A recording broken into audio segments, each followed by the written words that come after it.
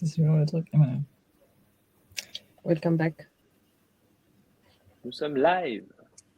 Bonjour, bonjour à toutes et à tous. Bienvenue pour ce webinaire expert Mixity. Nous allons attendre quelques instants que nos participants et nos participantes nous rejoignent et puis nous pourrons commencer ce webinaire.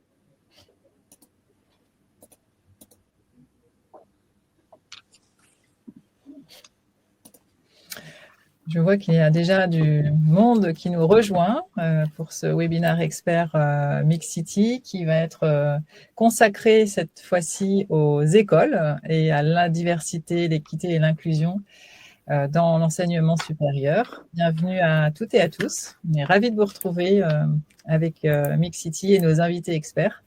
On va patienter encore 1 ou 2 minutes avant de commencer.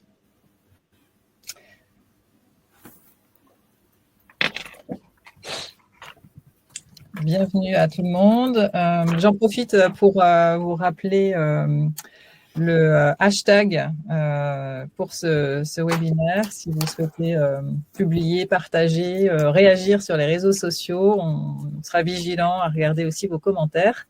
Donc, c'est le hashtag de ce webinaire, c'est Mixity360DEI, tout attaché, Mixity360DEI. Bienvenue à toutes et à tous. On va patienter encore une petite minute avant de commencer, de vous présenter nos invités qui sont avec nous et qu'on est vraiment ravis d'accueillir pour ce webinaire.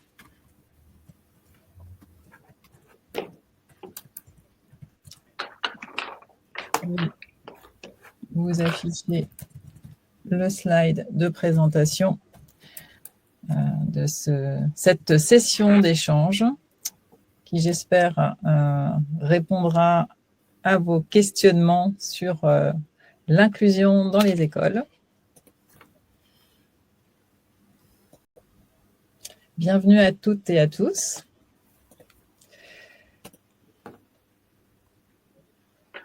Donc, je vous propose de commencer.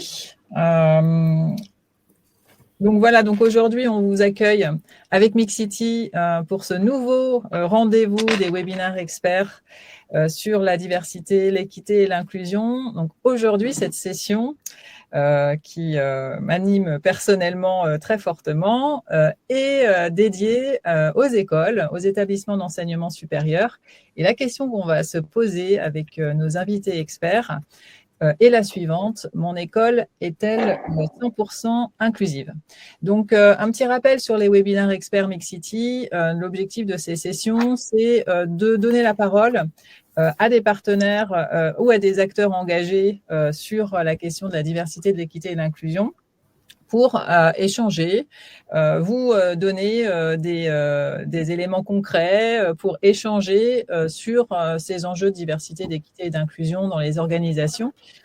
Donc, on organise ces sessions qui vont aujourd'hui être consacrées à l'école et à l'inclusion, à la question de l'inclusion. Et donc, pour cette session, j'ai le grand plaisir d'accueillir Chantal Dardeley, qui est directrice exécutive de la démarche transition environnementale et sociale au sein de l'ESSEC Business School.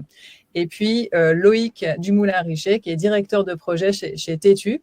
Et notre objectif de cette session de webinaire, c'est de pouvoir comprendre quelles sont aujourd'hui les situations qu'on peut identifier dans les écoles sur les dimensions de la diversité et de l'inclusion, que sont l'égalité femmes-hommes, le handicap, les origines sociales, ethniques, réelles ou supposées, les âges, même si c'est pas forcément non plus un enjeu clé au niveau des écoles, mais aussi l'inclusion des personnes LGBT+, et de comprendre où on en est aujourd'hui, et puis de voir quels sont les points de progrès, qu'est-ce qu'on peut encore faire pour avoir encore plus d'inclusion dans les écoles.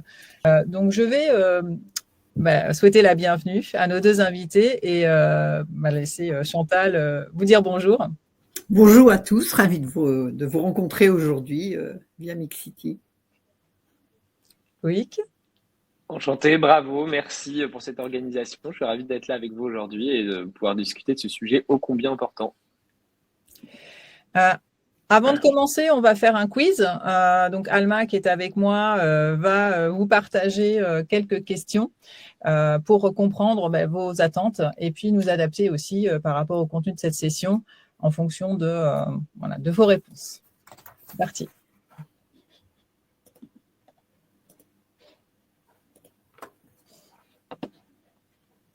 À vous de participer. Donc, la première question est liée à vos attentes pour ce webinaire. Est-ce que vous souhaitez plutôt avoir des témoignages d'experts sur le sujet? Est-ce que vous souhaitez découvrir les programmes mis en place dans les écoles et l'État en faveur de la diversité, de l'équité et de l'inclusion? Ou est-ce que vous souhaitez aussi comprendre comment mettre en place une stratégie diversité et inclusion au sein de votre établissement? On va laisser encore un petit peu de temps pour que vous puissiez répondre. Alma, tu veux donner les résultats? Bonjour déjà tout le monde, merci pour votre participation. Donc, je laisse un peu de temps le quiz en live et je vous donne les résultats. Donc, n'hésitez pas à poser vos questions aussi à nos experts dans la barre de chat. Nous aurons un temps dédié à la fin pour y répondre. Et pour les quiz, je lancerai des quiz en rapport avec le sujet et j'afficherai les résultats en temps réel. Donc, je laisse 5 minutes chaque quiz. Et nous aurons également une animation sur Twitter si vous souhaitez nous taguer ou suivre le fil sur #Mixity360DUI. N'hésitez pas. Donc, pour le premier quiz, on a je vais vous partager les résultats. Donc, on a 33% de participants qui veulent avoir des témoignages d'experts sur le sujet, 50% qui souhaitent découvrir les programmes mis en place par les écoles et l'État en faveur de la diversité, l'équité et l'inclusion, et 16% qui souhaitent mettre en place une stratégie DEI au sein de leur établissement. Donc, voilà, je te laisse la parole, Sandrine. Merci Alma. Donc, avant de commencer les échanges avec nos deux experts, je voulais vous partager quelques éléments par rapport à pourquoi on veut aussi adresser ces enjeux de l'école inclusive. Donc, comme vous le savez peut-être, nous avons lancé il y a quelques mois Mixity Campus.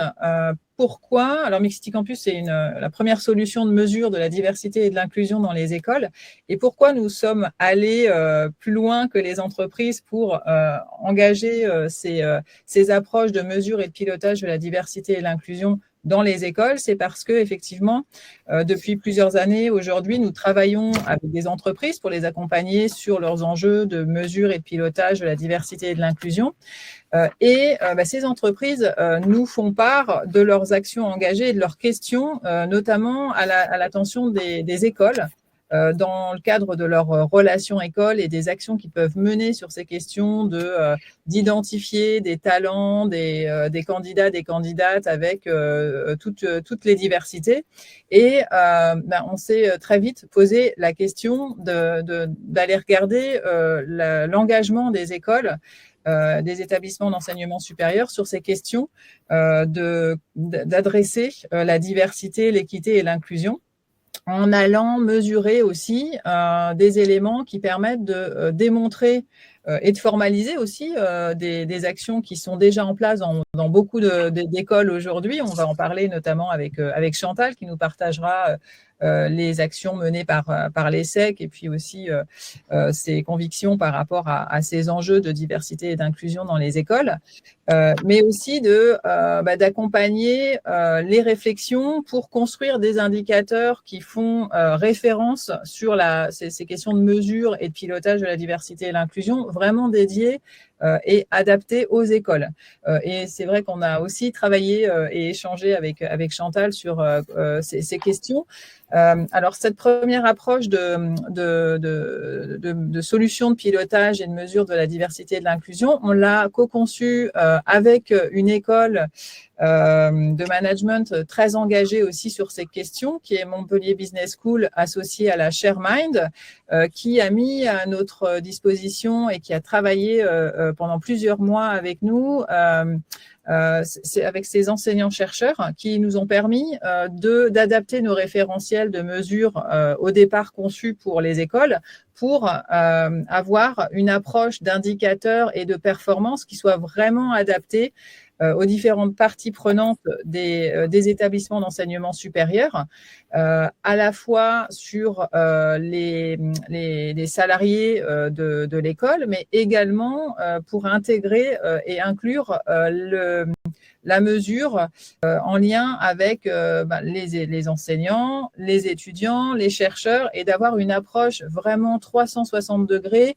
de mesures, d'analyse à la fois de l'état des lieux, du diagnostic de la diversité et de l'inclusion dans les organisations, mais aussi la vision de la perception des équipes, que ce soit des salariés, des étudiants, des enseignants, sur leur envie d'aller plus loin sur ces enjeux et de travailler certains sujets, comme par exemple l'inclusion des personnes handicapées ou les origines sociales, ou la faible représentation parfois des femmes dans certaines filières, et donc d'avoir une approche vraiment poussée et adaptée aux établissements d'enseignement supérieur pour construire et benchmarker aussi ces pratiques avec d'autres écoles, et dans le but de progresser, puisque plus on partage, plus on échange aussi, et plus on rend visible ces éléments par de la mesure, et plus on progresse.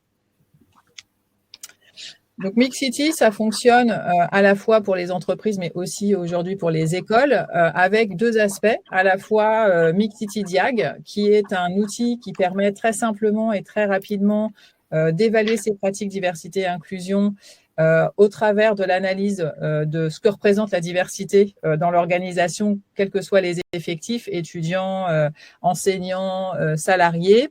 Donc, de voir comment la diversité est représentée dans l'organisation et quels sont les process et dispositifs existants qui montrent qu'il y a un engagement important pour garantir des environnements à la fois sécurisants et valorisants pour toutes les diversités, et que l'égalité, on va dire, des chances soit visible à l'entrée de l'école, mais aussi dans les succès des cursus, quelle que soit la diversité des étudiants, par exemple. Et puis, sur le deuxième aspect d'analyse, on a un sondage qui est adressé à toutes les populations de l'école, qui va permettre de recueillir le sentiment d'inclusion des collaborateurs, mais aussi des étudiants, des enseignants, et d'avoir aussi cette double analyse qui permet de voir, selon les publics concernés dans l'organisation et dans l'école, qu'est-ce qui ressort en termes de perception, de ressenti, d'attente sur ces questions de diversité et inclusion, selon si on est selon la diversité qu'on peut avoir au sein de cette organisation.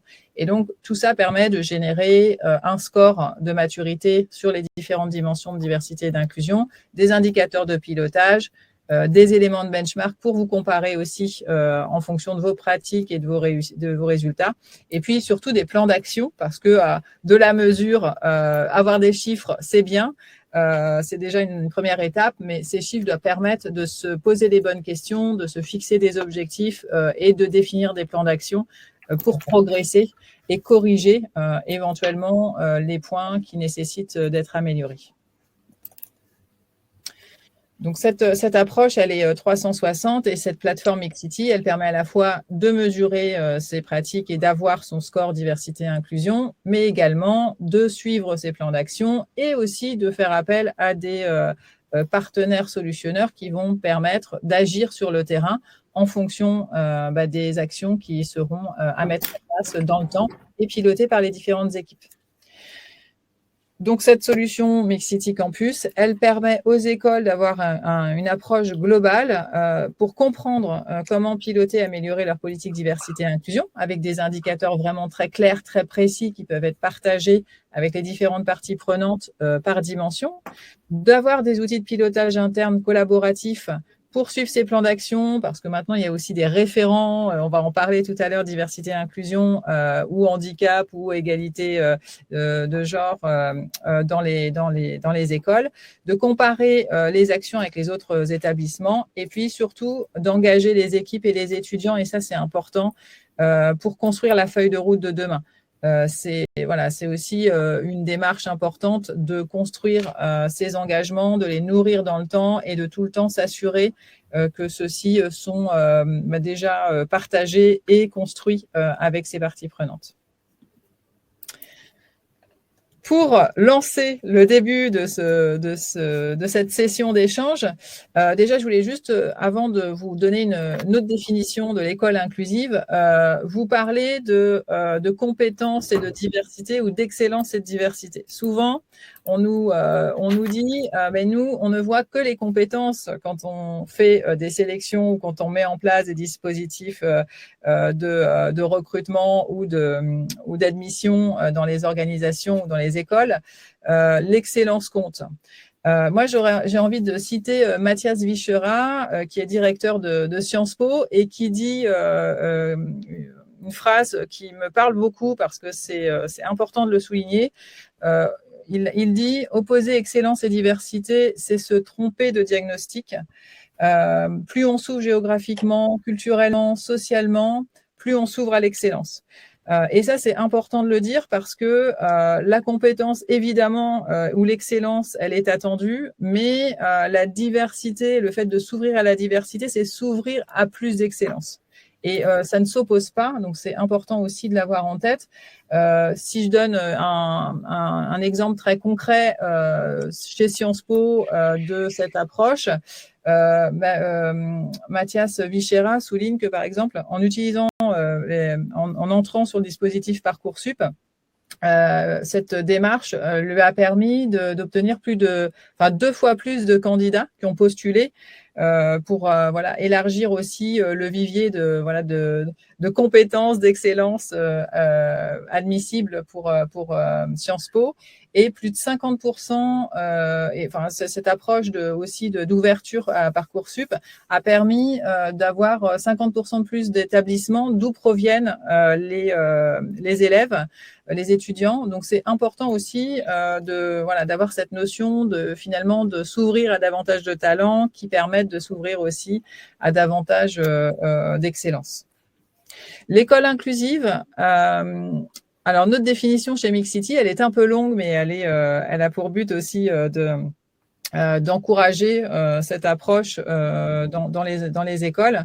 L'école inclusive, elle a pour objectif d'assurer à ses étudiants l'égalité des droits et des chances en matière d'éducation.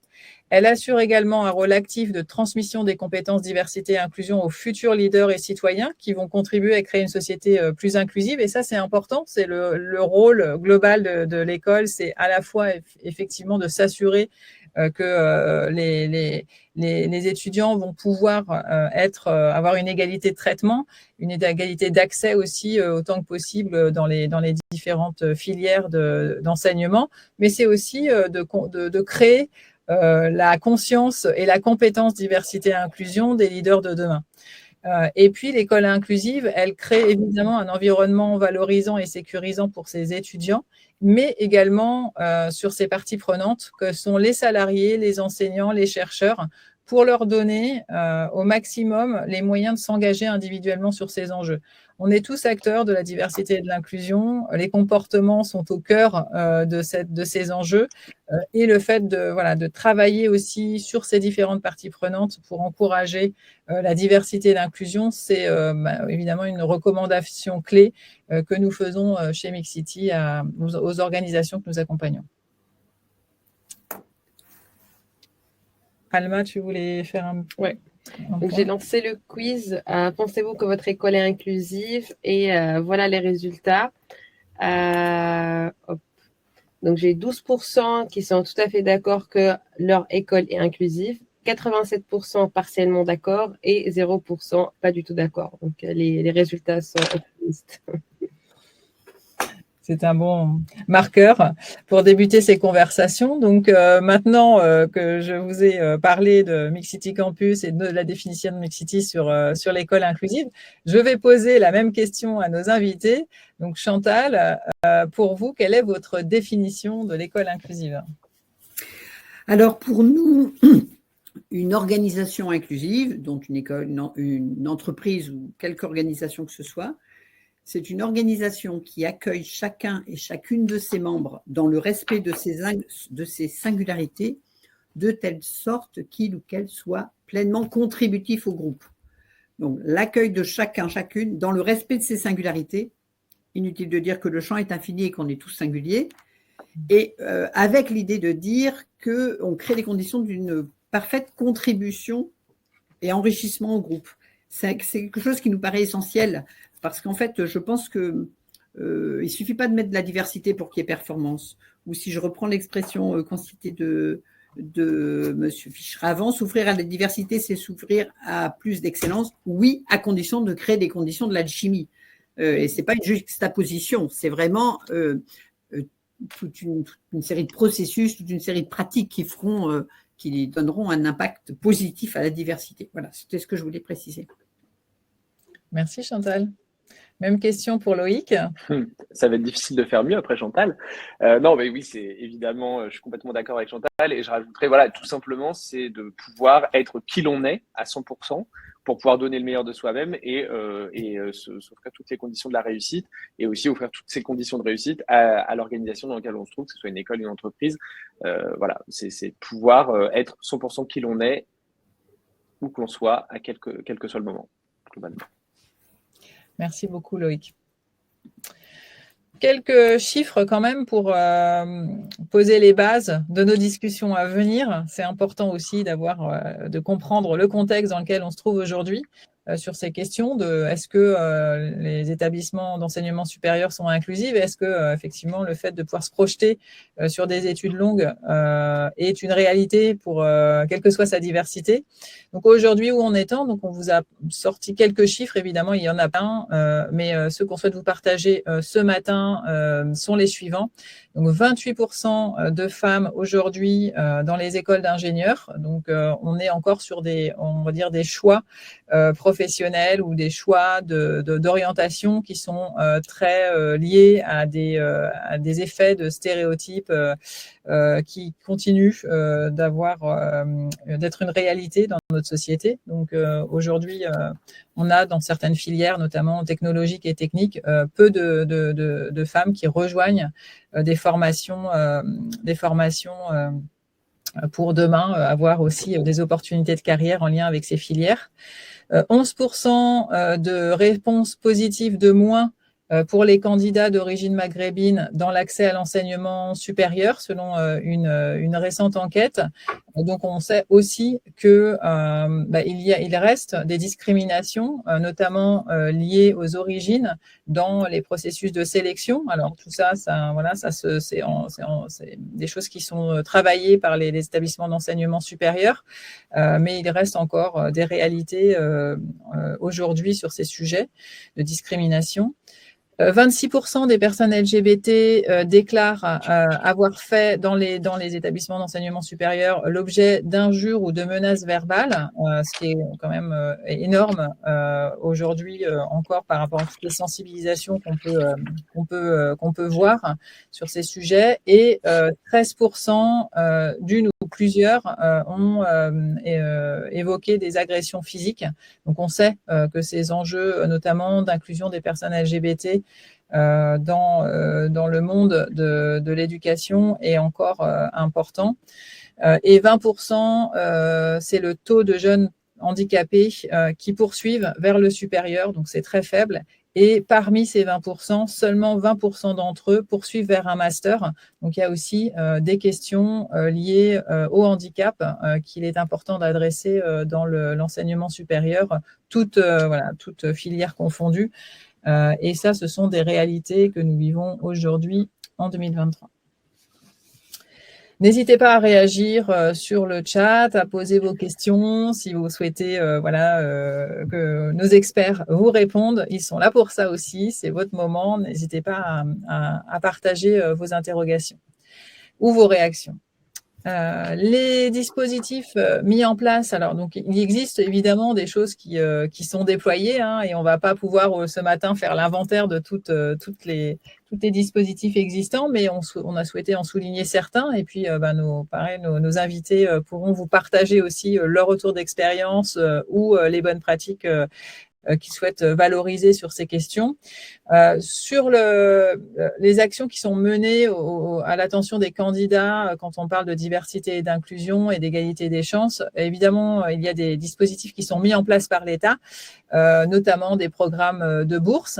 Donc, on peut rappeler que 12%, on compte 12% d'élèves boursiers dans les grandes écoles, qu'il y a de plus en plus, et ça on le verra après, d'actions qui sont menées pour encourager l'inclusion des personnes d'origine sociale défavorisée aux grandes écoles notamment, et puis 34% au global dans tous les établissements d'enseignement supérieur. Donc, il y a des bourses, il y a des dispositifs qui permettent évidemment de donner davantage de chances pour suivre des études longues, mais il y a encore une réalité de diversité, de faible diversité sociale dans les études supérieures.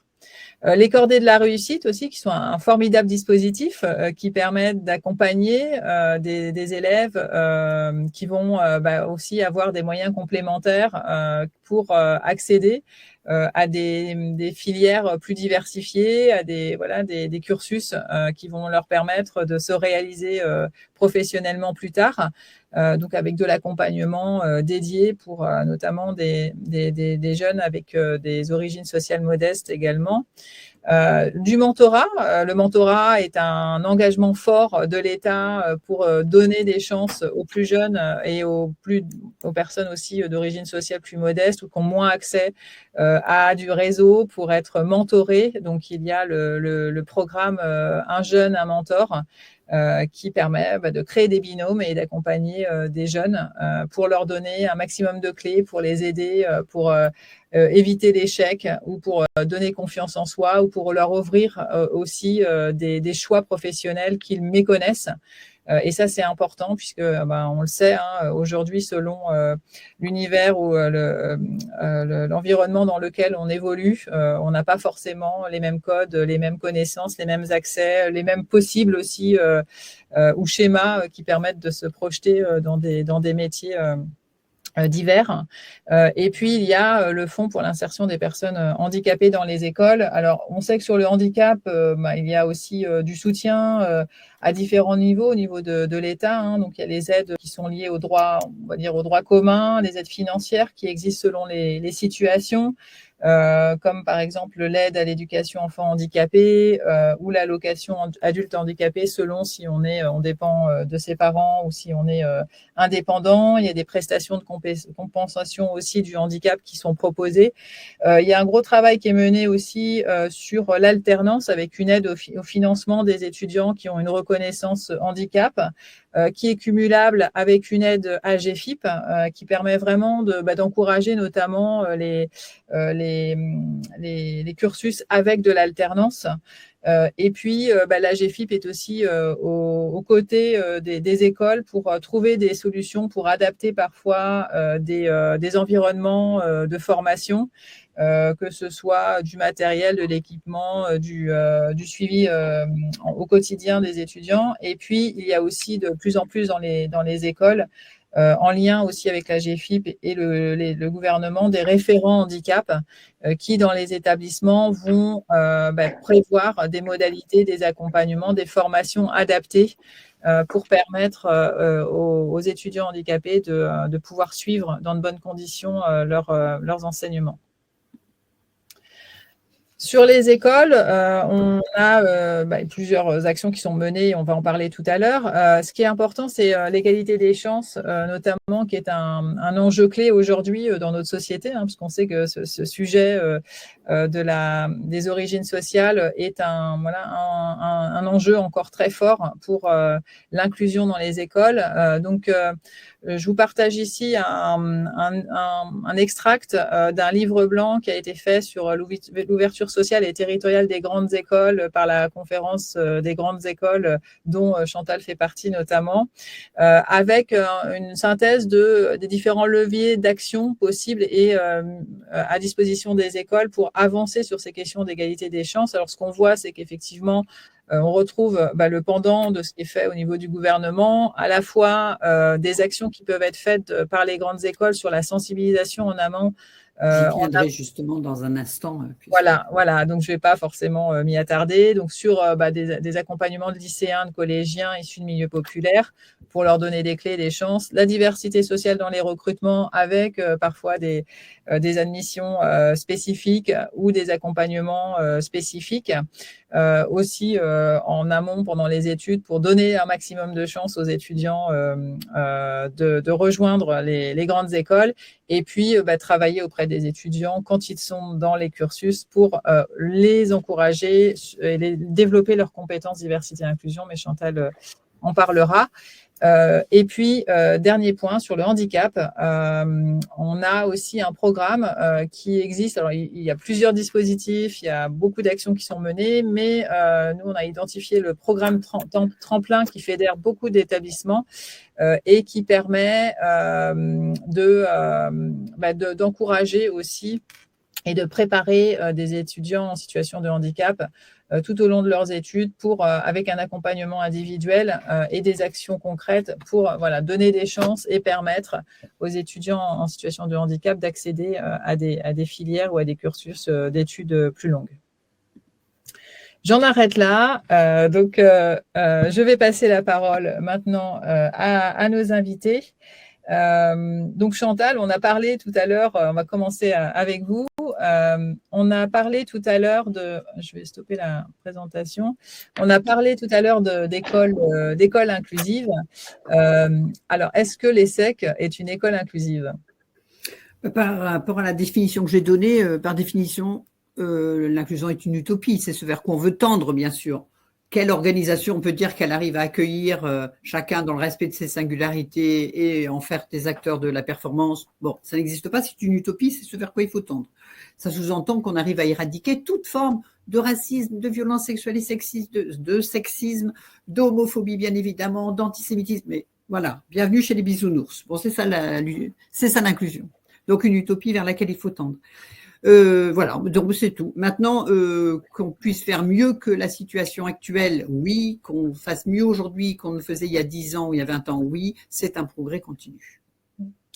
Et quels sont, au sein de l'ESSEC, les programmes et les politiques que vous avez mis en place pour travailler sur ces enjeux? Parce que je sais que vous êtes particulièrement active et engagée au niveau de l'école sur ces sujets. Donc, est-ce que vous pouvez nous partager Bien sûr, avec plaisir.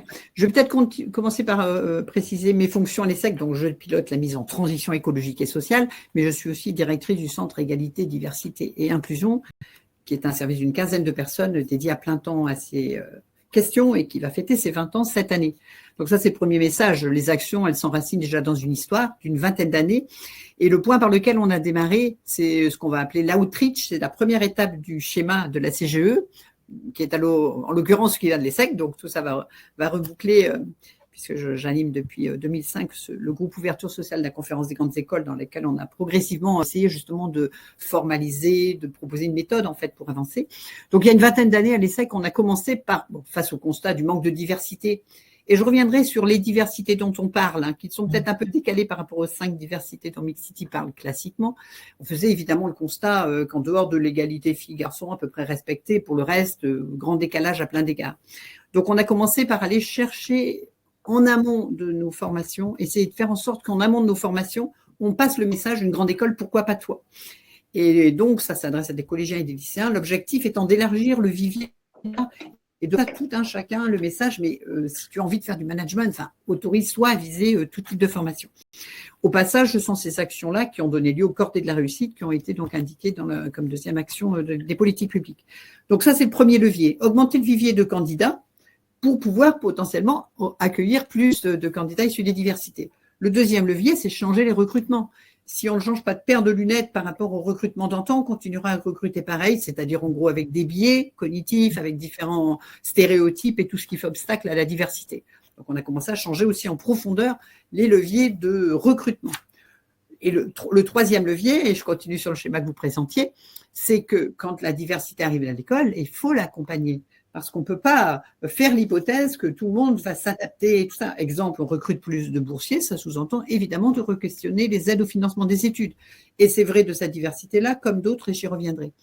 Et le quatrième levier, c'est le dernier que l'on actionnait à l'ESSEC, et on aura peut-être l'occasion d'en parler après avec la fresque de la diversité. Il ne faut pas attendre des publics divers qui fassent tout le chemin vers l'inclusion. On aime bien utiliser, nous, il faut travailler à la fois la graine et le terreau. Il faut travailler, bien sûr, ces nouveaux venus dans l'école pour les accompagner et créer des conditions de l'accueil le meilleur possible dans le respect de leur singularité, voire dans le respect de leurs besoins spécifiques.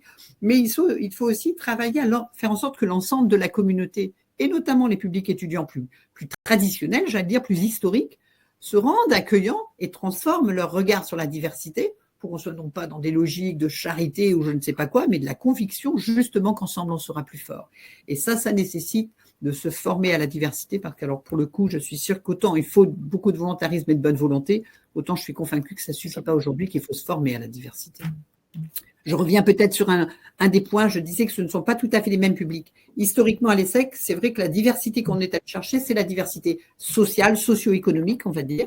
Donc, en gros, comment faire en sorte que l'école se sente, j'allais dire, autorisée pour tous les publics, et quel que soit le portefeuille, on va dire, et aussi territoriale, notamment en pensant aux étudiants issus des quartiers en politique de la ville. Aujourd'hui, c'est QPV, cette éducation prioritaire s'est étendue aussi aux territoires isolés, par exemple, y compris à l'outre-mer. C'est la première diversité qui est au cœur, en tout cas historique, du combat pour l'égalité et l'inclusion à l'ESSEC. Évidemment aussi les questions d'égalité femmes-hommes, mais par exemple les écoles d'ingénieurs sont plus concernées, ont pris la question plus à bras-le-corps compte tenu de leur sociologie actuelle que les écoles de management. Et j'insiste aussi sur une autre diversité qui change beaucoup la donne dans les écoles depuis ces 10 dernières années, c'est la diversité des étudiants internationaux. Quand on a 40% de nos étudiants qui viennent du monde entier, avec parfois des cohortes très importantes de Chinois, d'Indiens, d'Africains, de tous les coins du monde. Alors là, il y a de la diversité, aucun doute, mais il y a un vrai challenge d'inclusion. Aujourd'hui, ce sont ces défis-là aussi que l'on doit affronter. Oui, tout à fait. Merci de le souligner, parce qu'effectivement, la diversité culturelle est importante aussi à adresser, et le fait de effectivement arriver dans un environnement où on a des étudiants français, on va dire, qui sont nés en France et qui font leurs études en France, qui connaissent bien les codes, et des étudiants qui viennent de l'international, c'est aussi un enjeu important à accompagner. Concernant les actions que vous menez, vous parliez tout à l'heure de recrutement. Peut-être que pour nos participants et nos participantes, vous pourriez nous donner un exemple concret de comment justement vous avez travaillé sur des dispositifs de recrutement qui permettent de s'ouvrir à davantage de profils. Absolument. Historiquement, le recrutement dans les grandes écoles, et l'ESSEC ne fait pas exception à la règle, ce sont les classes préparatoires aux grandes écoles, donc la fameuse prépa, 2 ans, 3 ans. Alors nous, il se trouve qu'à l'ESSEC, on a un nombre important de ce qu'on appelle les admissions sur titre, les admissions parallèles. On est à peu près dans un rapport 50-50, y compris parce que l'international ne connaît pas les prépas et recrute forcément par un autre mode de recrutement. C'est déjà une première diversité d'ailleurs que d'avoir ces 2 leviers-là. Et il se trouve que sur le levier prépa, sincèrement, on avait très peu de diversité sociale. Plein d'histoires, parce que la prépa n'est pas forcément le chemin le plus facile, et pour plein de raisons, la diversité sociale en prépa étant plus faible, l'admission post-CPGE l'est également. Et donc, on a travaillé sur ce levier-là, bien sûr, par exemple avec ce qu'on appelle le double appel à l'oral, qui a été mis en place l'année dernière et qui change la donne. Ça veut dire regarder en quoi chacune des épreuves, d'abord, se justifie pleinement au regard des compétences que l'on veut tester. C'est pas inintéressant non plus de vérifier ça quand même, mais aussi de vérifier qu'il n'y a pas de biais cognitifs qui eux-mêmes pourraient finalement s'introduire dans le débat et donc biaiser les choses. Je me rappelle par exemple, mais ça on l'a levé il y a très longtemps déjà, mais comme on est une école de commerce international, la question était posée de vos séjours linguistiques, vos séjours culturels, etc. Et la culture, elle peut s'apprendre aussi, ou la langue, elle peut s'apprendre aussi, sans avoir ces éléments de voyage linguistique qui font forcément appel là encore à une différence suivant le milieu social, par exemple. Donc, il faut regarder les épreuves, les analyser, voir les adapter, voir aussi évaluer au-delà des compétences scolaires, par exemple, les fameuses soft skills, ô combien importantes pour le monde de demain, tout ce que le chat GPT et autres IA ne remplaceront pas, et bien donc d'aller chercher d'autres types de compétences. Et donc, évidemment, d'adapter les processus, c'est un gage de diversité. Ça permet effectivement d'aller accueillir plus de personnes différentes. Et l'autre, je reviens sur les admissions sur titre. On a un programme historique qui s'appelle CAPESEC, qui nous a aussi permis d'expliciter les attendus. Parce que l'égalité des chances, c'est aussi de lutter contre les implicites, ce que tout le monde est censé connaître, entre guillemets, quand on est né au bon endroit. Lutter contre tout ça, expliciter, alors c'est un vrai gage de diversité. Et concrètement, on est passé de 5% de boursiers à plus de 20% de boursiers en une dizaine d'années. Sans changer bien sûr l'exigence de l'école, parce que les compétences existent dans tous les milieux, dans tous les horizons, on va le rappeler aussi. Merci beaucoup de rappeler ce point essentiel. Et souvent, on a aussi le retour des personnes avec lesquelles on échange sur ces questions d'adapter des démarches d'admission et parfois de créer des parcours d'admission, on va dire, parallèles pour certaines diversités qu'on souhaite développer. Et on nous dit souvent, mais nous, on veut garantir l'égalité d'accès, donc tout le monde pareil. Et qu'est-ce que ça vous dit ? Alors, égalité, équité, c'est un grand sujet et la réponse est là-dedans. Et j'en parlerai peut-être avec la fresque aussi. Je veux juste ajouter une mesure toute simple qui joue beaucoup dans la diversité des recrutements, c'est sensibiliser les recruteurs. Ça commence par là-bas. C'est-à-dire, effectivement, leur faire prendre conscience de leurs biais aussi, de leurs stéréotypes, parce que d'en avoir conscience, c'est déjà là, c'est un premier pas pour essayer d'éviter d'en être piégé finalement. Et donc ça, c'est un point absolument essentiel. Je pense qu'il est impératif que toutes les personnes qui participent à un jury aient été sensibilisées à ces enjeux-là. Complètement. Et donc d'ailleurs, dans le système d'évaluation Mixity, on est très attentif à la formation des personnes en charge du recrutement, aussi des sélections et au process qui existe et aux dispositifs qui permettent justement de s'assurer de suivre une checklist non discriminante et sur les biais inconscients, puisqu'on en a tous. C'est pas grave, mais il faut le savoir et il faut savoir les déjouer. Merci pour cet échange. On va continuer quand même sur ce que vous avez commencé à évoquer, qui est aussi au-delà de ce que fait l'école, comment en tant qu'organisation, vous pouvez avoir un effet encore plus systémique et encore plus large sur vos parties prenantes. Et donc, vous avez déployé, co-produit la fresque de la diversité, qui est un excellent outil de sensibilisation et justement qui permet de comprendre ce qui mène à l'exclusion ou à l'inclusion. Est-ce que vous pourriez nous en parler et nous expliquer un petit peu en quoi ça consiste et pourquoi vous en êtes venu à créer la fresque? Oui.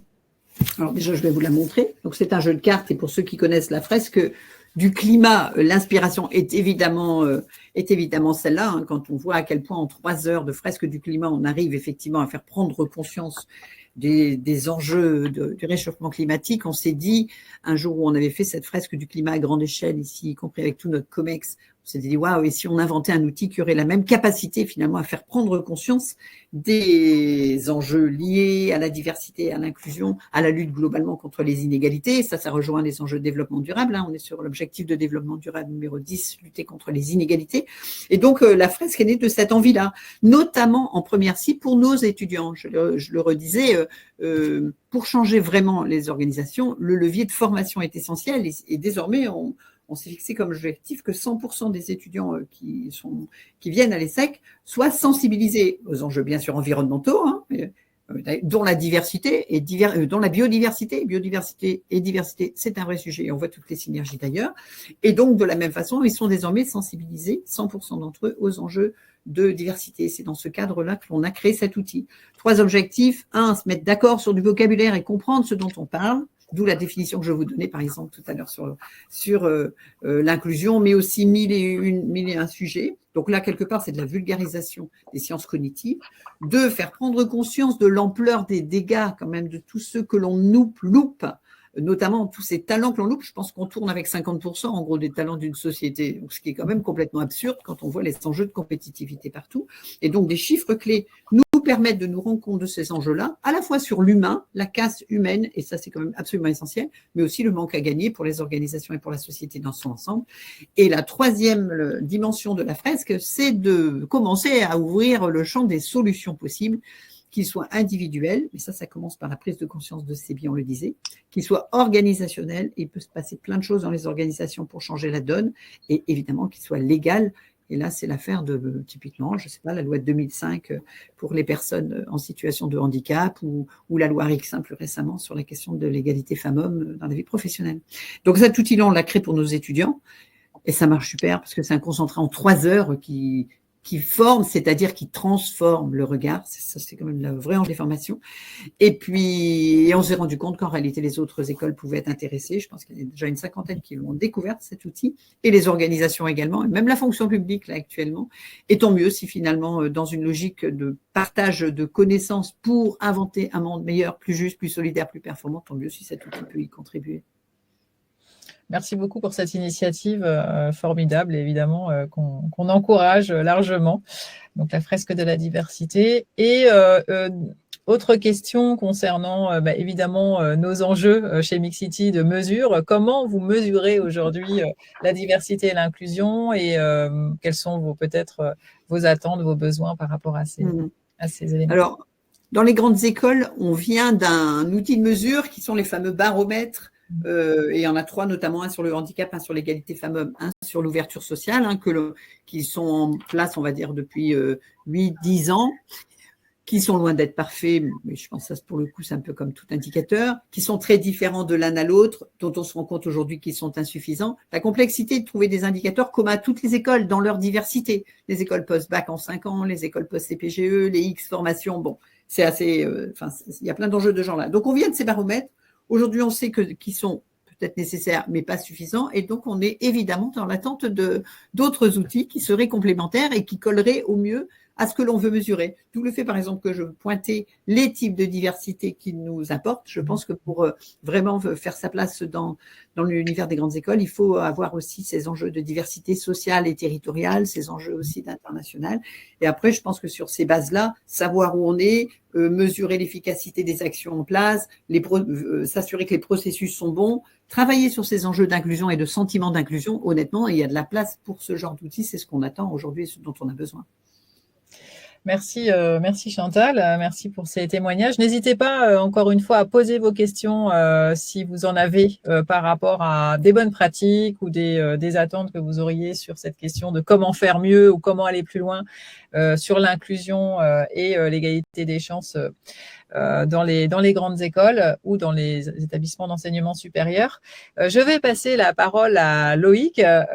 Loïc, donc on a souhaité vous avoir avec nous aujourd'hui parce que vous avez notamment développé avec TETU le forum TETU Campus. Est-ce que vous pourriez déjà peut-être vous présenter un petit peu plus de façon détaillée, nous parler de cette initiative, de pourquoi elle a vu le jour, quels étaient les enjeux que vous avez souhaité adresser, notamment à l'attention de l'inclusion des personnes LGBTQI+, et voilà, nous dire aussi, nous faire un point sur la 3e édition qui s'est récemment déroulée pour le forum TETU Campus.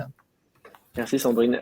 Donc je suis Loïc Dumoulin-Richer. J'ai la chance de diriger l'équipe TETU Connect au sein de TETU. Donc TETU, le magazine que j'espère vous connaissez tous, qui est le magazine un peu iconique de la communauté LGBTQ+ et de ses alliés depuis maintenant plus de 25 ans. Et donc le magazine a connu une vie un peu mouvementée dans les années 2010, a été relancé en 2018 sur une nouvelle formule, plus inclusive, plus à l'écoute aussi des sujets sociétaux. Et dans cette idée-là, a été lancé TETU Connect en parallèle, qui est donc une action de diversification de TETU.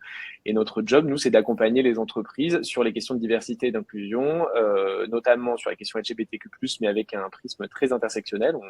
On voit les diversités dans toute leur diversité, justement, avec un S. Et nous, notre job, c'est donc d'être à la fois sur du conseil, de la sensibilisation et de l'action auprès des entreprises pour mettre en place les meilleures stratégies et les meilleures actions pour assurer l'inclusion de toutes les personnes et notamment des personnes LGBTQ+ dans l'environnement professionnel. Voilà. Partant de ça, il y a 3 ans, on a lancé l'initiative TETU Campus. En fait, on est parti d'un constat assez simple, c'est qu'on s'est rendu compte que les questions de diversité et d'inclusion sont aujourd'hui centrales dans les organisations, les entreprises. Toutes les entreprises commencent, en tout cas, ont pris la mesure de l'importance de ces sujets et ont mis en place, pour la plupart d'entre elles, maintenant, commencent à mettre en place des actions très concrètes. Et on s'est rendu compte qu'il y avait un vrai gap, en fait, par rapport aux étudiants, surtout les étudiants qui vont se retrouver prochainement sur le marché du travail et en position, à terme, d'être manager, de manager des équipes, voilà, que, en fait, on leur en parlait pas. Tout simplement. C'était des sujets qui étaient très peu abordés dans les cursus, ou pas assez, et en tout cas pas de manière systémique. Et donc, on s'est dit que c'était peut-être pas complètement idiot de leur en parler un petit peu. Alors, dans un premier temps, TETU Campus, c'était seulement un forum où on permettait aux étudiants de rencontrer des entreprises. Donc, parmi des entreprises partenaires de TETU Connect, on travaille aujourd'hui avec une 50aine d'entreprises majoritairement des grands groupes, mais pas seulement, qu'on accompagne. Et donc, l'idée, c'était de faire un pont plutôt entre les étudiants d'un côté et les entreprises d'autre part, avec des experts aussi autour de... Voilà, on avait pas mal de conférences, etc. Et on a décidé en 2022 de renforcer un petit peu ce dispositif en allant directement à la rencontre des étudiants et des étudiantes sur les campus. Parce qu'on voyait que les choses pouvaient s'améliorer. Donc, on a proposé de manière... bénévoles d'ailleurs aux écoles d'intervenir en leur sein auprès des étudiants pour parler des enjeux de l'inclusion, notamment des personnes LGBTQ+, dans l'entreprise. Donc on a visité entre septembre et mars une petite vingtaine de campus, majoritairement des écoles d'ingénieurs et de commerce et aussi quelques universités. Voilà. Donc ça a été le second pas, et donc tout ça s'est terminé fin mars avec un forum qui a eu lieu à l'Hôtel des Villes de Paris, où on a encore une fois accueilli des entreprises partenaires de TETU Campus et de TETU Connect, et des étudiants et étudiantes qui ont pu rencontrer, passer des entretiens, donner leur CV. Voilà. Donc, on a eu pas mal d'étudiants, on était vraiment ravis parce qu'on voit qu'il y a un vrai sujet. On a eu beaucoup de témoignages qui nous disaient, d'étudiants notamment, que ils s'étaient pour la première fois reconnus et sentis reconnus, et que en tant qu'étudiants LGBT notamment, ils avaient eu l'impression qu'ils existaient. Et donc ce qui est assez fort comme témoignage, parce qu'on s'en rend pas compte, mais c'est vrai que les questions d'orientation affective ou même les questions d'identité de genre c'est encore des questions qui sont compliquées. Nous, on est arrivé de manière, je pense, un peu naïve sur les campus en se disant, bon, on va avoir des gens devant nous qui ont 20, 22, 23 ans. Ça va, les sujets, c'est bon, on va plutôt pouvoir avancer. Et en fait, on s'est rendu compte qu'il y avait une vraie polarisation, que c'était des sujets qui étaient encore mal compris et mal appréhendés, et qu'il y avait un vrai sujet d'expliquer déjà pourquoi il fallait en parler et pourquoi c'était un sujet aussi d'entreprise, alors à la fois à l'école et à la fois un sujet d'entreprise. Donc ça, je pense qu'on reviendra un petit peu dessus après. Donc ça, c'était notre but, c'était de dire, en fait, voilà, on vient vous expliquer pourquoi vous, en tant que futur collaborateur, recruté et potentiellement manager dans les entreprises, que vous le vouliez ou non, ces sujets, il va falloir que vous vous en imprégniez et que vous compreniez quels sont les enjeux, parce que vous allez y être confronté quoi qu'il arrive dans votre vie professionnelle. Donc autant anticiper un petit peu ça et pas vous retrouver en entreprise en disant oula, de quoi on me parle, parce que en fait on n'en a jamais entendu parler. On a pu regarder dans pas mal d'écoles, ce sont des sujets qui ne sont pas du tout abordés en master. Donc on s'est dit là il y a quand même un petit manque, un petit gap. Alors même si ça progresse et même si pas mal d'écoles aujourd'hui commencent enfin à se saisir des sujets, mais avec un vrai retard par rapport aux entreprises. Là, on s'est dit qu'il y avait peut-être un gap qu'on pouvait, à notre mesure et très humblement, essayer de contribuer à combler. Merci pour ces premiers partages. Loïc, c'est vrai que vous disiez très justement que la question de l'inclusion LGBT est un peu est moins naturellement adressée, on va dire, que d'autres sensibilisations ou actions concrètes pour l'inclusion des diversités, que ce soit dans les entreprises, même si ça bouge, et aussi dans les écoles. Et effectivement, c'est des sujets qui sont assez jeunes dans la façon d'appréhender des dispositifs, des actions, parce que souvent on nous dit c'est question de respect des personnes, c'est des sujets qui relèvent de l'intime, donc l'entreprise ou l'école n'a pas à adresser ces enjeux ou à pointer ces sujets dans l'organisation et dans la responsabilité de l'organisation. Évidemment, je vais vous entendre sur ce point-là. Ah oui. Sachant que de l'autre côté, effectivement, on constate que aujourd'hui, notamment à l'école, il y a aussi toujours des attitudes, des propos LGBT-phobes, des propos discriminants, des agressions jusqu'à des agressions qui peuvent aussi affecter des vies entières. Donc, c'est important aussi de travailler sur ces enjeux. Et puis, aussi cette question d'être allié qui est intéressante dans le sens où on se dit finalement, si je suis pas LGBT, je suis pas concernée. Ce qui n'est pas du tout le cas aujourd'hui et ce qui est important de souligner. Donc, voilà, si vous pouvez nous faire un petit point sur la situation et puis pourquoi, effectivement, on continue à dire que c'est du domaine de la vie privée, donc il ne faut pas s'en occuper. Oui, absolument. En fait, c'est une fois qu'on a évacué alors on a eu sur tous les campus à peu près les mêmes types d'opposition quand il y en a eu, quand elles se sont exprimées, et souvent elles se sont exprimées et c'est bien, ça permet de lancer la discussion. Donc on commence toujours comme ça. En fait, quand on a évacué les questions un peu, alors presque sous l'angle de la blague, mais qu'on vient pas faire de prosélytisme, qu'on vient pas essayer de convertir qui que ce soit à quoi que ce soit, qu'on vient pas représenter un lobby fictif qui n'existe pas, fantasmé. Une fois qu'on a évacué ces bêtises, on peut parler des sujets concrètement.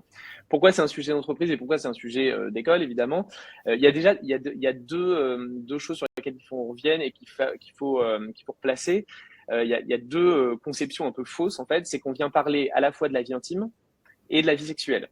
Or, pas du tout. On ne vient pas parler de la sexualité des gens, on ne vient pas parler de leur vie sexuelle, on vient parler d'orientation affective. C'est tout autre chose. Quand on est en école ou à fortiori en entreprise, on ne parle pas de sa vie sexuelle, de son intimité. Ça, c'est vraiment une chose qui est importante. En revanche, la vie privée, qu'on le veuille ou non, elle déteint sur la vie professionnelle. La vie privée, c'est attendre un enfant, c'est avoir un parent malade ou qui décède, c'est être soi-même touché par une maladie, c'est avoir un projet de famille. Tout ça, c'est de la vie privée, c'est des choses qui relèvent de la sphère privée, mais qui ont forcément un enjeu dans la vie professionnelle, puisque ça donne lieu à des droits, à des congés, à une attention particulière de l'entreprise, ou tout simplement, c'est des choses qu'on partage en fait dans sa sphère professionnelle, parce que en fait, on est des humains et qu'on partage qui on est et tel que l'on est dans sa sphère professionnelle. Donc une fois qu'on a évacué ça, évidemment, on parle de questions qui relèvent de vie privée, mais qui ont un poids dans la vie professionnelle. C'est-à-dire que cacher qui l'on est, ne pas exprimer avec qui, par exemple, on partage sa vie, si on partage sa vie avec quelqu'un, en fait, c'est tout un pan de sa vie entière que l'on dissimule et dissimuler tout ça, ça prend du temps, ça prend de l'énergie productive, ça prend des barrières qu'on construit tout au long de son parcours et qui nous empêchent d'être nous-mêmes et qui nous empêchent surtout d'être 100% nous-mêmes dans l'entreprise et donc performants, parce qu'on parle aussi de questions de performance. Juste un chiffre là-dessus, dissimuler, c'est des études notamment de l'OCDE, dissimuler qui l'on est dans sa vie professionnelle et même personnelle, c'est jusqu'à 26% de son énergie productive qui est occupée à ça. Donc, vous imaginez dans une entreprise, plus d'un quart du temps d'une personne, LGBT notamment, n'est pas occupé à collaborer, à travailler, à avoir des idées, à être créatif, etc. C'est une perte qui est évidemment énorme pour l'entreprise. Donc, c'est aussi pour ça que les entreprises ont compris que c'était un enjeu auquel elles devaient faire face et qu'elles devaient adresser de manière très concrète. Là encore, quand on demande pourquoi on parle de ces sujets, parce que ça on nous l'a dit, mais en fait ça ne nous regarde pas, je l'ai dit, c'est la vie privée, et puis ça n'a rien à faire à l'école ou dans l'entreprise. En fait, il y a quelques chiffres aussi qui montrent qu'il y a un vrai enjeu à s'attaquer à ces sujets et à contourner les préjugés, voire les actions particulièrement négatives. C'est quelques chiffres, je vais vous en citer très rapidement, parce que j'ai pas envie d'assommer qui que ce soit avec ça, mais c'est bien de les avoir en tête. Selon le ministère de l'Intérieur, les agressions et les violences LGBT-phobes, elles ont plus que doublé en 5 ans, sur les 5 dernières années. Et encore, ce sont des chiffres qui sont très sous-estimés parce que tout le monde ne porte pas plainte et toutes les agressions et toutes les violences ne sont pas répertoriées. Et c'est le ministère lui-même qui le dit, je précise. On a plus de 50% des personnes LGBTQ+, qui sont invisibles sur le lieu de travail, donc qui ne disent pas qui elles sont concrètement. Donc, une personne sur 2, ça c'est une étude de l'IFOP et autres cercles. On a 30% des personnes LGBTQ+, qui disent avoir vécu une agression sur leur lieu de travail. Ça, c'est une étude de 2022 également, IFOP, autres cercles, et c'est en augmentation. Et ça, c'est ça qui est problématique, c'est ces chiffres-là augmentent, comme pour les violences. Et alors ça, c'est un chiffre qui vient d'une étude que l'on mène tous les 2 ans avec le Boston Consulting Group et qui est particulièrement intéressante. Je vous invite à la regarder de manière un peu plus approfondie. 36% des personnes LGBTQ+, estiment que faire son coming out est un risque pour sa carrière. Donc on a 36% des personnes LGBTQ+, qui choisissent de s'invisibiliser parce qu'elles se disent, en fait, ça va m'empêcher de progresser, ça va m'empêcher d'avoir une promotion, ça va m'empêcher de collaborer correctement avec mes collègues, et donc ils décident de taire qui elles sont, où ils sont. Donc ça, c'est vraiment et donc on parle quand même d'une population, la population LGBTQ+, qui correspond à peu près à 10% de la population globale, ce qui n'est pas du tout anodin.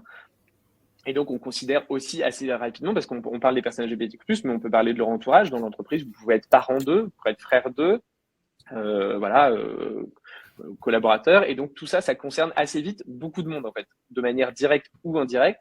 Et donc, c'est pour ça que ces sujets doivent être évidemment adressés de la manière la plus rapide possible, parce qu'on se rend compte qu'il y a encore des vrais soucis. On se rend compte aussi que dans le milieu étudiant, qu'on pense un peu avancer sur le sujet, donc je le disais, il y a une vraie polarisation et il y a une vraie incompréhension en fait de pourquoi ces sujets sont importants quand on n'y a jamais été confronté soi-même, quand on comprend pas forcément pourquoi ça peut poser problème. En fait, il y a un vrai sujet à sensibiliser, à faire comprendre pourquoi ces sujets ont évidemment leur place dans l'entreprise. Et je tiens à dire là aussi un gap qu'on a pu voir entre l'école et l'entreprise, c'est qu'aujourd'hui, et on en est ravis, dans la plupart des entreprises, il y a vraiment une tolérance zéro par rapport à ces discriminations, alors qu'elles soient sur les questions de LGBT-phobie, mais de toutes les autres diversités.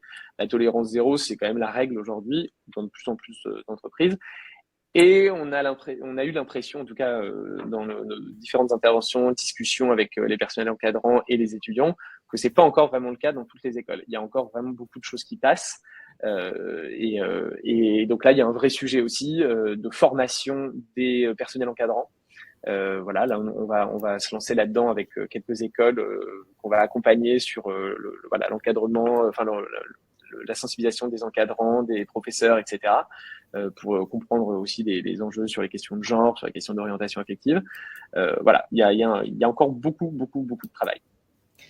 Ouais, merci pour ce partage. D'ailleurs, ce qu'on constate quand on échange avec les écoles sur ces sujets, c'est que souvent, ces enjeux sont portés soit par les associations d'étudiantes, soit par les bureaux des étudiants, alors que étonnamment, et si on regarde sur les autres engagements autour de la diversité et l'inclusion, ils sont quand même assez portés par directement l'établissement, les équipes pédagogiques, les équipes en charge de la vie étudiante, les équipes RH, etc.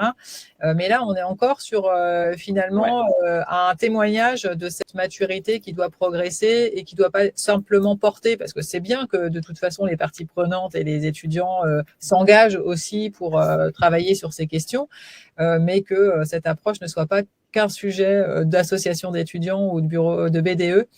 Et c'est là qu'on doit passer un cap. Chantal. Et ça fait lien aussi avec la question des alliés, pardon, je reviens juste dessus un instant parce que je l'ai omis dans ma réponse précédente, mais oui, c'est un sujet qui concerne tout le monde et il faut que tout le monde comprenne qu'on fera avancer les choses que en n'excluant pas les différents groupes, en fait. C'est-à-dire que la question d'alliés, c'est-à-dire de comprendre comment on peut, en n'étant pas concerné directement par une diversité, apporter son soutien, sa voix, sa visibilité, son pouvoir parfois pour porter une cause, non pas à la place d'eux, mais en parallèle d'eux, en aidant. C'est extrêmement important. Et vous disiez effectivement, c'est beaucoup porté par les assos aujourd'hui. C'est encore le cas. Alors, c'est le cas dans les écoles qui ont la chance d'avoir des assos spécifiquement sur ce sujet-là. Tout comme en entreprise, on va avoir des ERG, des Employee Resource Group, qui sont donc des groupes de collaborateurs qui se forment sur ces sujets pour faire avancer en parallèle des RH notamment. Oui, c'est un vrai sujet. Aujourd'hui, moi, je milite pour que ces thématiques de diversité dans leur ensemble et aussi évidemment les questions LGBTQ+, soient intégrées directement dans les cursus et qu'elles soient rendues obligatoires. Parce que le problème qu'on a, c'est quand on fait des conférences comme ça, on va se retrouver uniquement avec des étudiants qui sont pour la plupart déjà concernés ou convaincus ou déjà activement alliés, mais on va jamais parler à ceux et celles qui ont besoin d'entendre ce qu'on a à leur dire, qui se sont parfois peut-être rendus volontairement ou non coupables de mots qui peuvent blesser, d'actions qui peuvent être problématiques et qui n'ont pas été sanctionnées. Et donc c'est à ces gens-là en fait qu'on a besoin de parler, parce que bon, aller se parler entre convaincus, c'est bien, c'est rassurant, ça permet de voir qu'on n'est pas seul et ça donne un peu c'est un peu positif, mais moi j'ai envie de parler aux gens qui ne se sentent pas concernés, qui traitent tout le monde de, je vous laisse imaginer les insultes qu'il peut y avoir, je vais pas être vulgaire ici, mais ou qui utilisent certaines insultes comme une interjection. C'est à eux qu'on a besoin de parler, c'est à ces gens qu'on a besoin voilà. Et donc moi je pense que voilà, la coercition parfois est un petit peu utile et qu'il faut, comme en entreprise, rendre ce genre de sensibilisation obligatoire, les faire rentrer dans les cursus. Et là, c'est tout un travail avec les administrations, de faire comprendre aussi l'enjeu de ces sujets et pourquoi c'est important. Mais à mon avis, c'est le chemin qu'on doit emprunter. Effectivement, et d'avoir créé des environnements sécurisants pour tous Bien et sûr. toutes. C'est ne rien laisser passer. voilà, avoir des référents. C'est encore trop souvent le cas. Oui. Donc, avoir des référents, avoir des dispositifs de remontée aussi, d'alerte, et puis de structurer des attentes sur l'exemplarité, effectivement, sur ces sujets. Chantal, vous vouliez réagir? Oui, juste, pour faire écho à ceux qui viennent dire les associations, quand elles existent, sont importantes, hein, mais on est un certain nombre d'écoles à avoir Unite, par exemple, sur la question pour la communauté LGBT, comme MELT, par exemple, sur les internationaux, c'est évidemment important. Il faut impliquer l'ensemble de la direction. Là, on sort des semaines précédentes, on a eu un grand séminaire d'INI à TESEC avec 100% du COMEX, un certain nombre de directeurs, les parties prenantes. Bon, là, il y a des choses qui vont bouger. Pourquoi? Parce que ce qui est derrière tout ça, c'est un changement de culture. C'est pas seulement 3 actions magiques qui vont faire la transformation. C'est vraiment de changer de logiciel et il faut changer en profondeur par endroit. Donc, il faut impliquer évidemment tout le monde.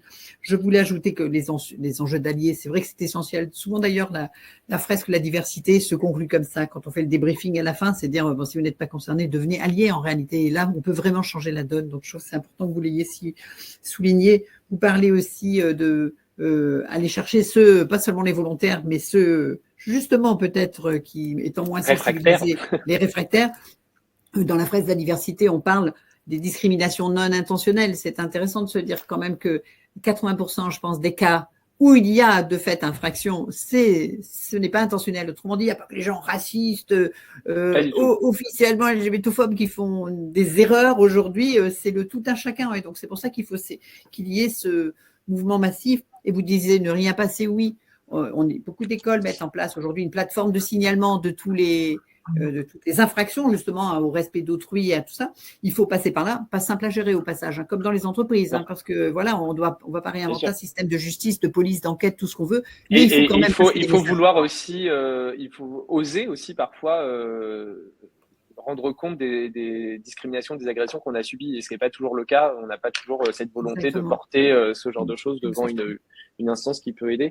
Et vous disiez, Chantal, très justement, les dirigeants, oui, c'est central. C'est comme dans les entreprises, en fait, ces sujets-là, ils avancent pas tant que les COMEX, ou en tout cas la direction n'est pas engagée. Nous, on le voit au quotidien avec les boîtes avec lesquelles on bosse. C'est-à-dire quand on a un DG, une DG qui s'engage concrètement, ben, les choses vont 10 fois plus vite, c'est évident. Et l'engagement par l'exemple, il est extrêmement fort. Et donc, c'est aussi pour ça qu'il y a un vrai enjeu dans les écoles. Est-ce qu'au-delà des associations et de quelques professeurs ou quelques intervenants qui peuvent porter ces sujets-là, il y a un véritable engagement au plus haut niveau et aussi une politique de tolérance zéro très claire. Et si je peux conclure sur la fresque de la diversité en répondant du coup à des questions du chat. Son principe de déploiement, c'est le même que la fresque du climat et que toutes les fresques. Hein. On est la 45e fresque, il y en a plus de 70 aujourd'hui. Donc, ça devient un outil pédagogique d'intelligence collective parce que c'est ça le cœur du sujet. Comment on fait accélérer le mouvement? Dans l'échange, dans le partage, dans la rencontre avec la différence. On ne s'apprend pas dans un amphi. Par contre, il y a beaucoup de choses qui se vivent, en fait, qui s'apprennent en le vivant. Voilà. Et donc, pour répondre à la question de comment on y accède et comment on la déploie, c'est par ces leviers-là. Il ne suffit pas d'acheter le jeu. En fait, il faut surtout changer le logiciel, donc se former pour pouvoir l'utiliser. Voilà. Et donc, il y a un site qui s'appelle fresqueladiversité.org et sinon une adresse mail fresque-div@essec.edu. Et autour de la table, c'est fou ce que dans 10 têtes et dans 10 cœurs et dans 10 expériences de vie, même quand en apparence tout le monde se ressemble, c'est fou en réalité comme on arrive à changer les choses. Donc voilà. Et c'est un outil, comme ça a été dit tout à l'heure, qui a été co-inventé avec Bill Gates pour rendre à César ce qui est à César. Et sur ce que je complète un peu ce que dit Chantal, c'est important aujourd'hui. Enfin, c'est pas grave en fait de pas savoir. C'est ok d'ignorer certaines choses. Quand c'est pas des choses qu'on vit au quotidien, qui sont pas son quotidien, c'est ok. Mais ce qui est pas ok, c'est pas vouloir se former, c'est de pas vouloir apprendre, c'est de pas vouloir essayer de progresser. Donc nous, on a un peu cette vision-là. C'est qu'à un moment, c'est très bien, on peut avoir toutes les meilleures intentions du monde, on peut avoir des déclarations d'intention, etc. Mais à un moment, il faut rentrer dans l'action. Et la fresque, c'est une super manière de s'y mettre de manière très concrète. Et à un moment, il faut aussi se donner les moyens et comprendre qu'on ne pourra pas y arriver tout seul, que c'est OK de ne pas savoir et qu'on peut faire appel à des gens qui savent sur toutes les thématiques de diversité. Mais moi, je pense que maintenant, on est en 2023, que ces sujets, je veux dire, ça fait des années qu'on en parle et qu'il faut un moment pour ceux qui l'ont pas encore fait, il faut passer à l'action. Enfin, je veux dire, à un moment, on peut pas se contenter encore maintenant de bonnes déclarations d'intention et de oui, c'est vrai, il faut faire mieux, il faut comprendre, etc. Oui, c'est très bien, maintenant il faut agir. Qu'est-ce qu'on fait en gros pour que dans 10 ans, on n'ait pas alors là, j'élargis un petit peu du campus, mais même il faudrait commencer les sensibilisations bien plus tôt pour qu'on n'ait pas des gamins de 13 ans qui se suicident parce qu'ils sont agressés dans leur quotidien au collège, et puis que ces agresseurs ou en tout cas ces personnes qui comprennent pas forcément les enjeux que vivent des gens différents ne grandissent pas en continuant, en étant pire et se retrouvent après dans les entreprises ou dans des jobs où ils gèrent des gens. Je veux dire, c'est un travail collectif et quotidien et il faut concrètement un petit peu s'y mettre, quoi. Moi, je suis un peu fatigué, un peu lassé des bonnes intentions qui ne découlent pas d'action. Je veux dire, c'est pas non plus aussi des questions de moyens. Voilà, on peut faire des choses très efficaces qui n'engagent pas des budgets délirants. À un moment, il faut un peu de bonne volonté et puis il faut se retrousser les manches. Merci pour cette conclusion. Juste ce que je voudrais rajouter par rapport à tout ça, c'est qu'effectivement, il y a l'intelligence collective, il y a les engagements individuels qui sont essentiels et au cœur de tout processus de changement, parce qu'on est vraiment dans la conduite de changement sur ces enjeux de diversité et d'inclusion. Il y a aussi le fait de formaliser, de mettre en place des processus, parce qu'encore une fois, on peut avoir des personnes très engagées qui travaillent sur ces sujets pendant un temps dans une organisation et qui vont faire le job. Et puis après, des choses qui disparaissent parce que ça restait dans la culture de l'oral, ça restait de l'engagement individuel ou de quelques-uns. Et pour s'assurer d'avoir cette approche de durabilité dans le temps et d'impact, il faut vraiment que de plus en plus, on ait cette compétence diversité et inclusion qui soit formalisée, objectivée le plus possible et qu'elle soit inscrite et écrite un peu partout, autant que possible dans les organisations. Ça fait écho à, peut-être on va laisser la parole parce que le temps avance et on a un petit peu débordé. Si vous avez encore quelques minutes, l'idée c'est de peut-être répondre à certaines questions qui sont dans le chat. Je ne sais pas si Alma, tu veux nous faire une sélection de questions et puis si vous avez d'autres, Chantal et Loïc, questions qui vous interpellent, n'hésitez pas. Donc, j'ai choisi quelques questions par rapport au sujet. Donc, on a Louise Moulier qui est mentor et qui accompagne un jeune boursier dans le programme de mentorat d'article 1, dans l'objectif de lui trouver un stage rémunéré. Il a une difficulté, un réseau qui est très réduit par rapport à ses camarades de classe. Et donc, la question pour vous, quel accompagnement, au-delà de l'allocation de bourse, quel accompagnement est-ce que les grandes écoles prévoient pour une inclusion de leurs étudiants boursiers dans le marché du travail à la fin de leurs études? Ça dépend des écoles, hein. Chez nous, l'inclusion, c'est de A à Z, insertion professionnelle incluse et le service Career Services a un focus particulier là-dessus, mais c'est chaque école qui est mettre à bord, évidemment, mais c'est essentiel d'aller jusqu'à l'insertion professionnelle, évidemment. Je ne sais pas, Loïc, si tu veux ajouter. Oui, alors je vais parler pour le sujet que je maîtrise un peu mieux, mais par exemple, il y a pas mal aussi d'assauts, il y a pas mal d'organisations qui accompagnent les étudiants, notamment LGBTQ+, dans leur entrée dans la vie active et qui les aident, notamment via du mentoring. Il y a une très très bonne association qui s'appelle Working Out, qui fait du mentorat. Donc, c'est des professionnels, alors beaucoup dans le secteur conseil, mais pas seulement. Voilà, ils sont dans beaucoup d'entreprises différentes et qui mentorent des étudiants sur des périodes de 6 mois, je crois, et qui leur permettent, voilà, de travailler leur réseau, de rencontrer des gens, de comprendre aussi comment s'intégrer, être eux-mêmes comme ils veulent. Donc, il y a pas mal de choses comme ça, effectivement. Il y a beaucoup de ressources aussi qu'on peut lire, qu'on peut écouter, qui permettent aussi de comprendre comment trouver sa place. En fait, c'est aussi ça, comment trouver sa place et comment. Alors, je le précise aussi, hein, l'injonction à être soi-même dans le monde du travail, elle est évidemment pas obligatoire. Enfin, je veux dire, on va jamais dire à qui que ce soit. Bon, bah, il faut, pour une personne LGBT notamment, faut faire son coming out, faut être qui on est, entreprise. C'est pas toujours facile. Il y a plein de facteurs qui font que parfois on peut pas. Il faut aussi être à l'aise avec soi-même. Il faut avoir fait ce travail en intérieur. Et donc voilà, je précise que l'injonction à être soi-même dans le monde du travail, elle évidemment, elle peut se faire que dans un environnement qui est safe, qui est propice à cela. Et je trouve c'est important de le rappeler. Merci Loïc. Une question pour Chantal, une personne, Laurent, je suis intéressée par un retour d'expérience sur les aménagements prévus ou pas dans le règlement intérieur des emplois du temps d'examen au sein des écoles lorsqu'il y a des fêtes religieuses. Grand sujet, oh là là, difficile à traiter en 2 minutes, hein, comme ça, évidemment. Je peux pas vous répondre là. Par contre, ce sont des sujets que l'on traite là aussi au niveau de la conférence des grandes écoles, parce qu'on peut pas y aller chacun de notre côté, bien sûr. Hein. En gros, parmi les recettes, il y a de dire déjà, ben, c'est pas une convocation 1 jour et 1 heure, mais on fait choisir dans un panel de créneaux, par exemple. Bon, c'est souvent ce genre de réponse-là qui est donné, mais il y a beaucoup de subtilité là-dedans, bien sûr. Une des diversités ou un des critères parmi les 25 critères de discrimination étant la religion, c'est embrassé comme le reste, bien sûr. Oui.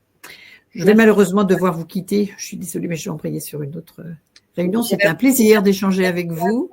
Et on continue autant que de besoin par les réseaux sociaux ou autres. Si on s'y met tous, on peut vraiment changer les choses. J'ai noté toutes les questions, donc peut-être vous prendra un peu de temps pour répondre à ces questions et que je partagerai les réponses avec nos participants avec le replay.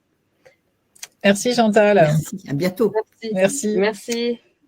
Et Loïc, si on a encore... merci. Oui. On a encore une minute. Ouais. Je ne sais pas s'il y a une question éventuellement pour Loïc dans le chat. Oui, il y a Elliot Ellis qui pose la question à Loïc. Concrètement, sous quel angle abordez-vous la question des inégalités sociales avec vos clients? Et une autre question sur Tétu Connect. Étiez-vous en lien lors de votre tour de campus, enfin Tétu Campus, étiez-vous en lien avec les administrations des écoles qui souhaitent vous faire intervenir ou bien c'était de l'initiative d'étudiants ou associations étudiantes? Ok, alors rapidement sur la question d'Eliott Ellis, en fait, comme je le disais tout à l'heure, nous on aborde les diversités sous un angle intersectionnel et large. On parle évidemment le prisme qu'on prend et notre expertise, elle est sur les questions LGBTQ+, mais on peut jamais faire l'économie de parler des diversités dans leur ensemble. En fait, même quand on parle d'une personne LGBTQ+, ce n'est jamais qu'une personne LGBTQ+. Ça peut être une personne en situation de handicap, une personne avec une origine sociale défavorisée. Ça peut être parfois une femme, on peut cumuler en fait toute cette diversité. Donc on a toujours cette volonté d'appréhender ces questions-là dans leur globalité et de comprendre aussi comment les questions LGBTQ+ ou les questions d'orientation affective et de genre entrent en compte dans l'intégration, dans la vie professionnelle, au même titre que d'autres thématiques de diversité.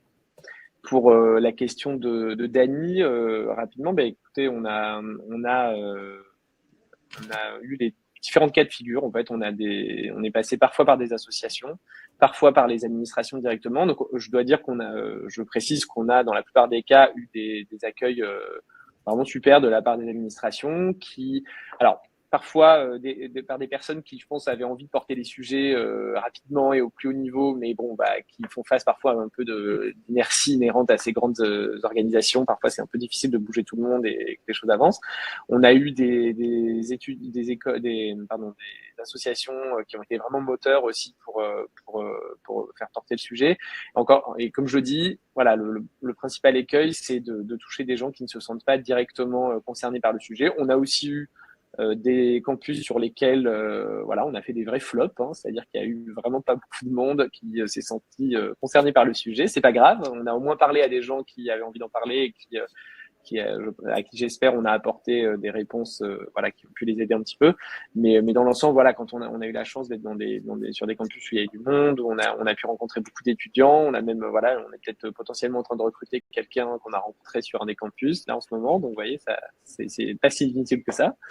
Voilà, on voit là, on était sur une année 1 en fait d'intervention sur les campus. On va reprendre à la rentrée de septembre. On voit qu'il y a encore 1000 choses à faire, qu'on n'y est pas encore, mais sinon ça serait trop facile, on n'aurait plus de travail. Donc j'ai hâte de continuer, j'ai hâte qu'on voit de plus en plus d'écoles. J'espère qu'on verra un nombre plus varié, d'écoles et pas que des écoles de commerce ou d'ingénieurs, même si il y a des vrais sujets. Voilà, ce qu'on a pu observer aussi dans les écoles de commerce, notamment par rapport aux universités. C'est vrai qu'il y a moins de diversité dans les écoles de commerce, très clairement. On est dans un milieu beaucoup plus endogame aussi, donc il y a d'autant plus d'importance à parler de ces sujets parce que mais je cite d'ailleurs des étudiants qu'on a vus il n'y a pas très longtemps dans une business school en région qui nous ont dit à un moment eux-mêmes, ils ont dit mais regardez la salle, en fait il y a zéro diversité en fait dans cette salle, en tout cas visible. Après voilà, évidemment on parle pas de diversité visible, mais donc oui il y a beaucoup de choses à faire encore et évidemment on sera ravis d'intervenir sur tous les campus qui nous solliciteront et on va en solliciter aussi beaucoup, donc voilà, c'est affaire à suivre. Merci Loïc, on mettra de toute façon toutes les informations nécessaires pour vous contacter aussi si vous êtes un campus, une école qui souhaite s'engager ou même une entreprise. Une démarche, au contraire. Tout à fait. Et peut-être avant de nous quitter, un petit clin d'œil aux ressources diversité et inclusion, parce que l'important c'est aussi de continuer à se documenter, à apprendre, à s'ouvrir sur ces sujets, parce que plus on est curieux, plus on comprend et plus voilà, on est aussi authentique sur ces questions. Est-ce que vous avez un livre, un podcast, un blog, un reportage ou autre contenu que vous souhaitez partager avec nos participants, pour leur suggérer de découvrir? Oui, alors je suis désolé, je vais être très corporate, mais je pense qu'on fait du bon travail, donc j'ai envie de le partager. Non, alors blague à part, vous avez le site tetuconnect.com que nous animons. J'ai la chance d'avoir une super équipe de journalistes qui travaillent sur ce site. C'est je pense, un lieu de ressources assez intéressant pour les personnes qui s'intéressent au sujet de diversité, notamment LGBTQ+, au travail. C'est beaucoup d'interviews, de portraits, d'études, etc. qu'on met en avant. Donc c'est une première porte d'entrée. On a aussi des podcasts qu'on publie régulièrement avec des personnes qui, je pense, font avancer le sujet et donc qui vous permettent peut-être aussi de mûrir vos réflexions, de les faire avancer. Voilà. Après, on aime beaucoup lire d'autres choses que ce qu'on fait, hein, bien évidemment. Je vous passe pas notre vie à ça, mais voilà, je vous recommande aussi. J'ai un podcast qui est un peu un coup de cœur sur ces thématiques-là qui s'appelle Queer, Q-U-O-I-R. De Rosane Le Carbouleg qui a fait un excellent job, notamment il y a quelques mois. Elle s'est intéressée à la manif pour tous et aux conséquences parfois désastreuses sur des adolescents qui ont été forcés de manifester dans ces manifestations il y a une dizaine d'années. On parle beaucoup des 10 ans du mariage pour tous là en ce moment, c'est l'occasion. Et elle a retrouvé un très jeune homme qui a aujourd'hui 18-19 ans, qui a fait son coming out depuis au sein d'une famille voilà, qui n'est pas forcément très ouverte à ces sujets à la base. Et c'est absolument passionnant. Toute la famille témoigne et raconte son avancement aussi sur ces sujets-là, parfois ses regrets par rapport à cette période et voilà, je vous le recommande, c'est à la fois très émouvant et très très intéressant et avec des gens particulièrement passionnants. Voilà. Merci beaucoup, merci pour ces témoignages qui, j'espère, vont inspirer nos participants, nos participantes pour aller plus loin sur ces questions d'inclusion de toutes les diversités et des personnes LGBTQI+. Merci Loïc. On va partager. Merci pour votre invitation. Voilà, on va partager, merci beaucoup, c'était super de vous avoir. On va partager toutes les informations avec Alma qui a brillamment organisé et animé cette session de ce matin. Et donc, vous aurez toutes les ressources, tous les éléments qu'on a pu partager et puis les réponses aux questions qu'on n'a pas pu adresser ce matin. Bonne journée à vous et puis à très bientôt pour continuer de parler d'inclusion. Merci, au revoir. Au revoir.